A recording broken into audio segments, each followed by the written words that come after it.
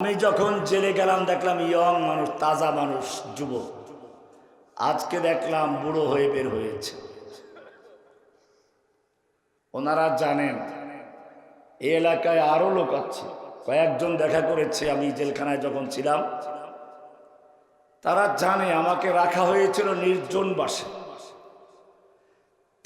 তিনটা বিল্ডিং আমার জন্য খালি, 6 তলা বিল্ডিং।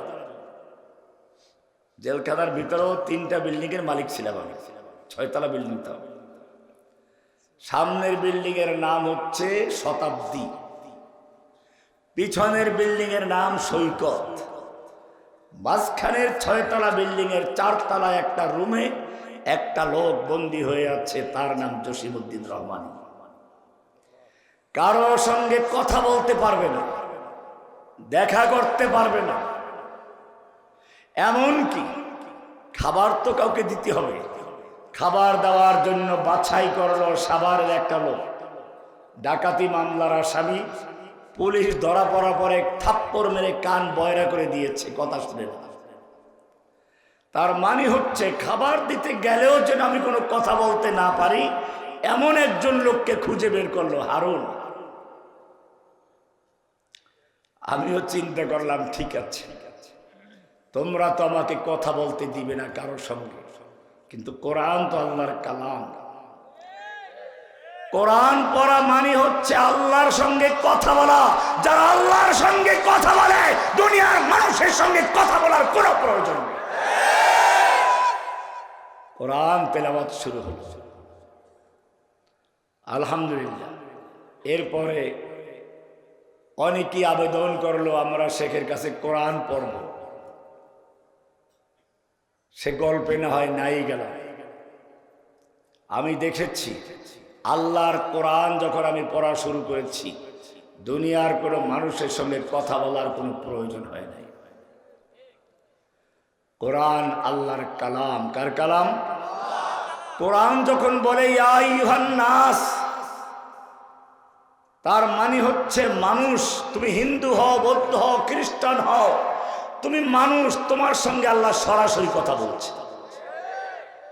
যখন তিনি বলেন ইয়া আইয়ুহাল্লাযীনা আমানু, তার মানে হচ্ছে ঈমানদারদেরকে আল্লাহ বিশেষভাবে কোনো হুকুম করবেন।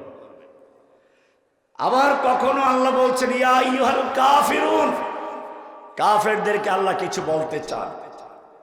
যখন তিনি বলেন ইয়া ইবাদিয়াল্লাযীনা আসরাফু আলা আনফুসিহিম, তখন তিনি সরাসরি তার গুনাহগার পাপী বান্দাদের সঙ্গে বলতে চান, ভয় পেও না, তওবা করো, আমি ক্ষমা করে দেব। এরকমই একটা আয়াত আল্লাহ রাব্বুল আলামিন বলেছেন, খুব মজার আয়াত। ইয়া আইয়ুহান নাস, ইয়া আইয়ুহান নাস দুরিবা মাসালুন ফাসতামিউ লাহ। ওহে দুনিয়ার মানুষ, তুমি চাই হিন্দু হও, বৌদ্ধ হও, খ্রিস্টান হও, যারা মূর্তি পূজা করছো, মুসলমান হও, বলে আমরা তো মূর্তি পূজা করি না, তোমরাও মূর্তি পূজা করো। হিন্দুরা মূর্তি পূজা করে, ওদের অলি বুজুর্গ, ওদের ধর্মের পীর মাশায়েখ মারা গেলে ওদের মূর্তি তৈরি করে মাটির উপরে রেখে তারপরে শাড়ি পরায়, গহনা পরায়, খাবার দেয়, পুজো করে, প্রার্থনা করে, পশু জবাই করে, মান্যত করে।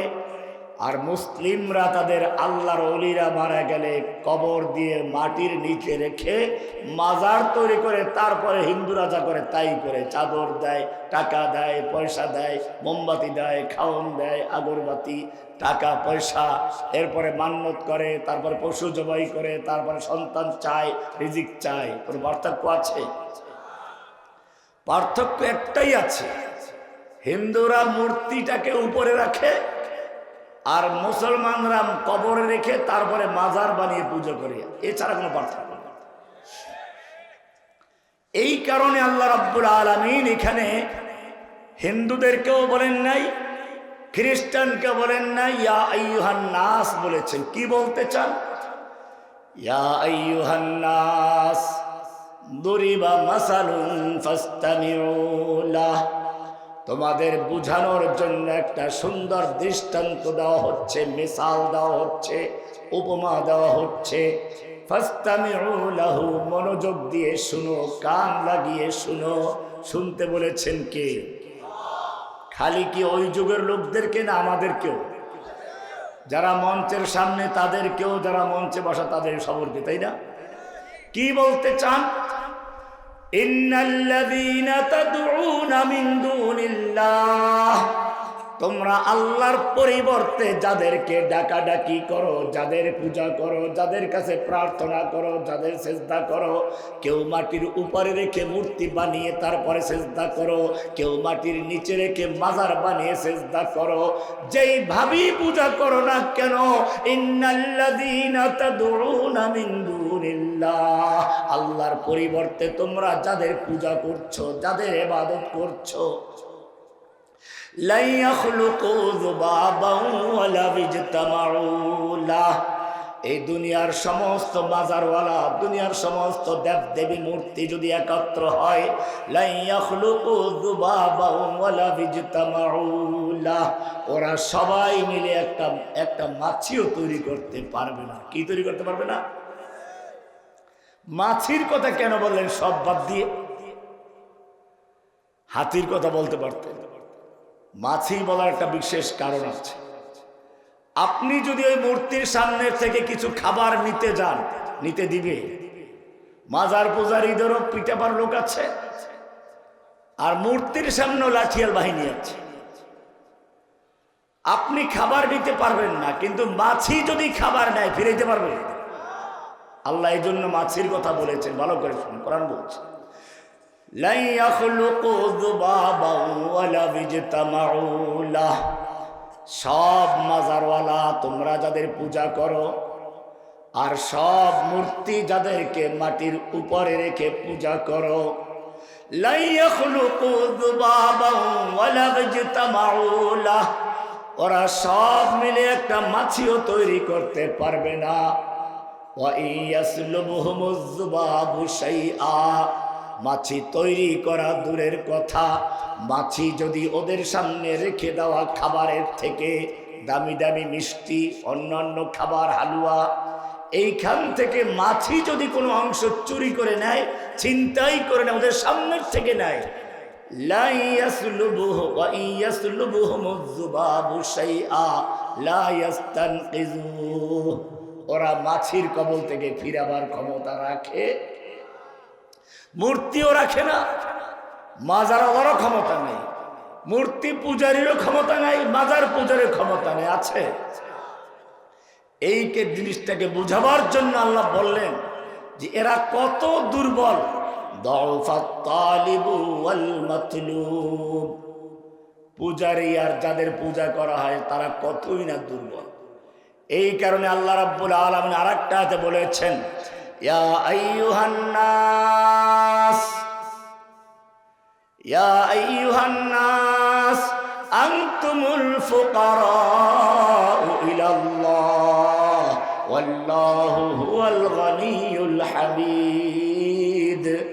ইয়া আইয়ুহান নাস, ওহে মানব জাতি, তুমি হিন্দু হও, বৌদ্ধ হও, খ্রিস্টান হও, নাস মানে কি?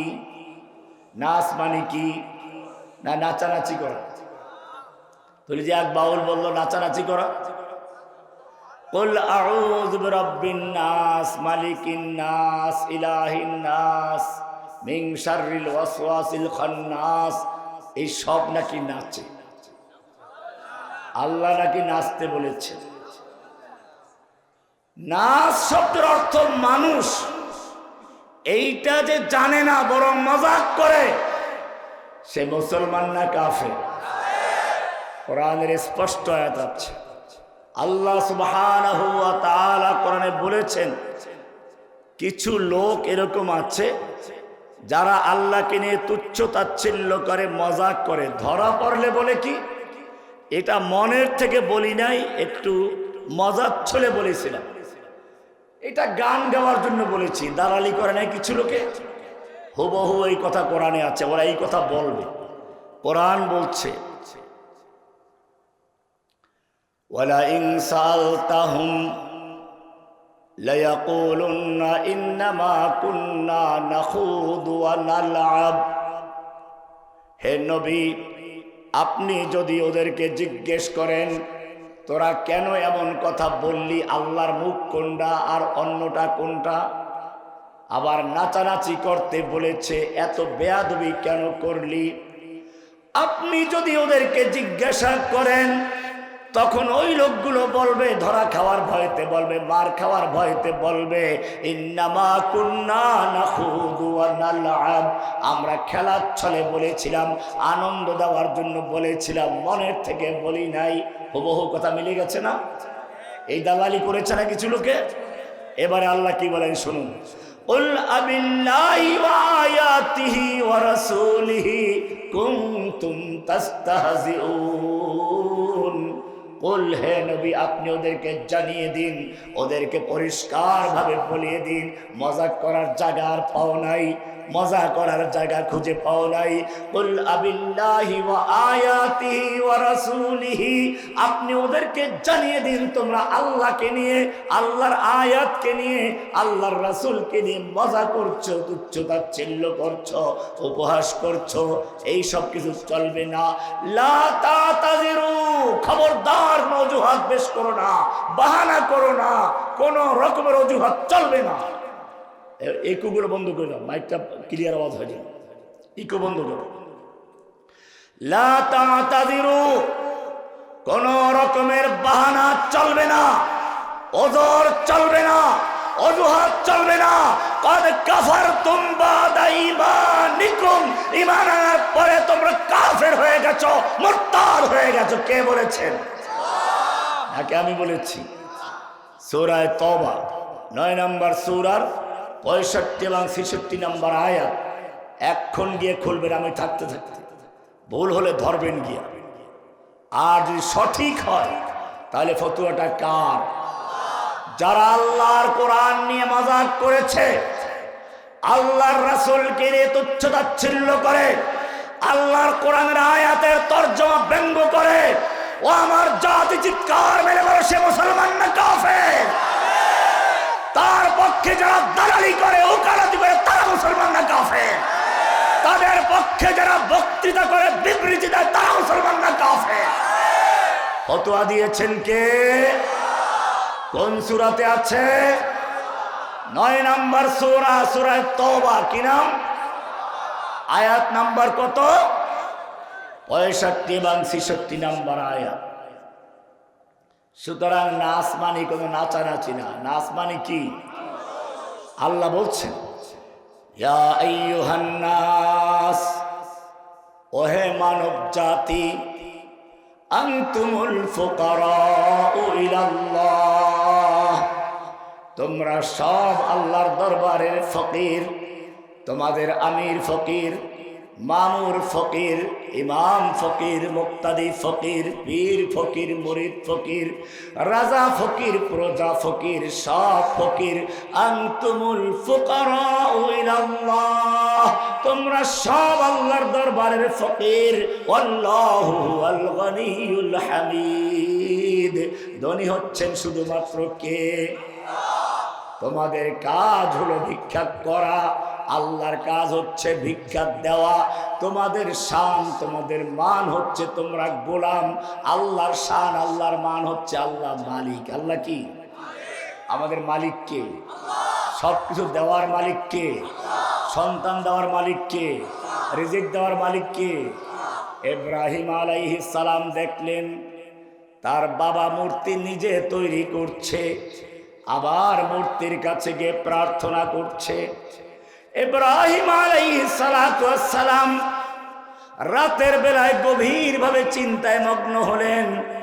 কোরআন বলছে, ফালাম্মা রাআ কাওকাবান, যখন আকাশে নিঝুম রাতে, অন্ধকার রাতে তারকার দিকে তাকালেন, মনে মনে ভাবতে লাগলেন তারকাগুলোই আমার রব।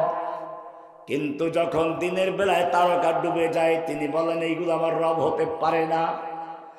আবার কিছুদিন পরে পূর্ণিমার রাতে গিয়ে রাতের বেলায় বসে পড়েছেন। আজকে রাত্রটা একেবারে আলোক উজ্জ্বল রাত্র, কি সুন্দর আকাশে সূর্য চন্দ্রটা হাসছে, পুরো পৃথিবীকে আলোকিত করেছে। এইবারে মনে করলেন চন্দ্রটাই বোধহয় আমার রব। কিন্তু চন্দ্র যখন আস্তে আস্তে আবার চিকন হতে লাগলো, এক সময় ডুবে গেল, আর দেখা যায় না। তিনি বললেন, চন্দ্র আমার রব হতে পারে না। লা ইল্লাম ইয়াহদিনি রাব্বি লা আকুনান্না মিনাল খাসিরিন। আমার রব যদি আমাকে দিশা না দেন, সত্যের পথে পথ প্রদর্শন না করেন, হেদায়েত দেওয়ার মালিক কে? বুঝে গেলেন। এবারে সূর্য দেখলেন, মনে করলেন ফালাম্মা রাআশ শামসা বাযিগাতান ক্বালা হাযা রাব্বি হাযা আকবার। দিনের বেলায় যখন আলোক উজ্জ্বল সূর্য নজরে পড়ল, তিনি মনে করলেন এটা হচ্ছে আমার রব, এটা সবচেয়ে বড়। হিন্দুরা আছে না, অস্বাভাবিক কিছু দেখলি এটা রব, এটা আল্লাহ, এটা ভগবান। একটা লিঙ্গ অস্বাভাবিক, বাস এটা কি হয়ে গেছে? লিঙ্গ পূজা করে না? লিঙ্গ পূজা করে, কেন করে জানেন? ওই লিঙ্গের মধ্যে শক্তি অনেক বেশি। হাদা রব্বি হাদা আকবার, এটা বড়, যেটাই বড় এটাই রব। কিন্তু যখন সূর্য ডুবে গেল, ইব্রাহিম আলাইহিস সালাম বুঝতে পারলেন চন্দ্র আমার রব নয়, সূর্য আমার রব নয়, নক্ষত্র আমার রব নয়, আমার রব হচ্ছেন তিনি। আসমান জমিন চন্দ্র সূর্য গ্রহ নক্ষত্র সব কিছুকে যিনি সৃষ্টি করেছেন তিনি হচ্ছেন আমার রব। কি সুন্দর করে বলেছেন, আপনারাও পড়েন, কিন্তু ইব্রাহিমের সেই মন নিয়ে পড়েন। ইন্নী ওয়াজ্জাহতু ওয়াজহিয়া লিল্লাযী, এই কথাটা উনি তখনই বলেছিলেন যখন সবগুলোর থেকে মুখ ফিরিয়ে আল্লাহ যখন তাকে সত্যের সন্ধান দিলেন, তখন তিনি বলে ফেললেন, ইন্নী ওয়াজ্জাহতু ওয়াজহিয়া লিল্লাযী ফাতারাস সামাওয়াতি ওয়াল আরদা হানিফা। ইন্নী ওয়াজ্জাহতু ওয়াজহিয়া, আমি আমার চেহারা মোতাবাজ্জু করলাম কার দিকে? না খাজা বাবার দিকে, গাজা বাবার দিকে। একদল আছে নামাজ পড়ে কিবলার দিকে ফিরে, নামাজটা শেষ আস্তে ঘুরে যায় আটটুসির দিকে। আছে না এরকম? বাবার দিকে কলবে কলব মিলায়। কলবে কি মিলায়? আমার কলব মোতাবাজ্জু আমার পীরের কলবের দিকে, পীরের কলব তার কলবের দিকে, ভাইয়া মাধ্যমে হাজার দিকে। তো তুই যখন তোর পীরের কলবের দিকে কলব মোতাবাজ্জি করছিস, তোর পীরের কলব তখন তার বউয়ের দিকে মোতাবাজ্জু, তোর কলব কোন দিকে যাবে? তুমি যখন তোমার কলব মোতাবাজ্জু করছো তোমার পীরের কলবের দিকে, পীরের কলব তখন পায়খানায় আছে, তোর কলব কোন দিকে যাবে বেটা? ইব্রাহিম আলাইহিস সালামকে শিখতে হবে। তিনি পরিষ্কার করে দিলেন, ইন্নী ওয়াজ্জাহতু ওয়াজহিয়া, আমি আমার চেহারা মোতাবাজ্জু করলাম কার সামনে? লিল্লাযী ফাতারাস সামাওয়াতি ওয়াল আরদা, সেই মহান সত্তা মহান জাতের সামনে যিনি আসমান এবং জমিন চন্দ্র সূর্য গ্রহ নক্ষত্র পীর বুজুর্গ মানব দানব সব কিছু তিনি সৃষ্টি করেছেন, আমি কেবলমাত্র শুধুমাত্র তার দিকে মোতাবাজ্জু হলাম।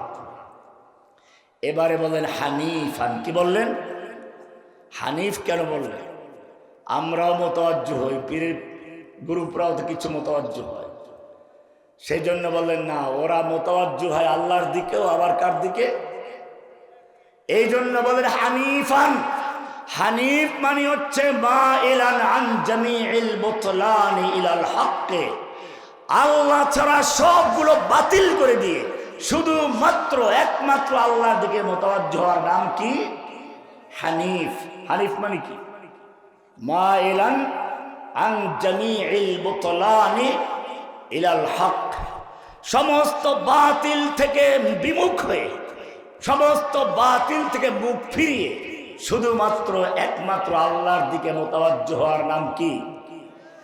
এরপরে আবার বলছেন, ওয়ামা আনা মিনাল মুশরিকিন, আমি মুশরিকদের অন্তর্ভুক্ত নই। এটা কেন বললেন?